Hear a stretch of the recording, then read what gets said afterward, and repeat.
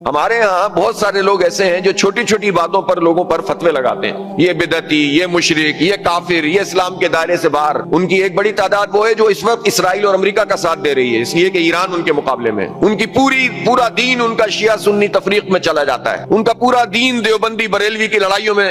مکمل ہو جاتا ہے۔ اسلام کے دائرے میں لانے سے زیادہ اسلام کے دائرے سے نکالنے میں ان کا انٹرسٹ زیادہ ہوتا ہے، اس لیے کہ دکان چل رہی ہوتی ہے۔ اس وقت بھی ان لوگوں کی ایک معتدل تعداد ایسی ہے کہ جو یہ تو نہیں کہہ سکتے کہ امریکہ اور اسرائیل صحیح ہے، لیکن ایران کی فلاں چیز غلط اور فلاں چیز غلط، اور اس کا مطلب ہے آپ کہنا چاہ رہے ہیں نا کہ اس پر حملہ صحیح ہو رہا ہے۔ تو جو اس وقت اس موقع کے اوپر جب اتحاد کی ضرورت ہے، اتفاق کی ضرورت ہے، اور اس طاغوت کے مقابلے میں جو کھڑا ہوا ہے اس کی سپورٹ کی ضرورت ہے، جو اس وقت انتشار پیدا کرے گا، جو اس وقت شیعہ سنی تفریق پیدا کرے گا، وہ کس کا ایجنٹ ہوگا؟ سامراج کا ایجنٹ ہوگا، وہ امریکہ اور اسرائیل کا ایجنٹ ہوگا۔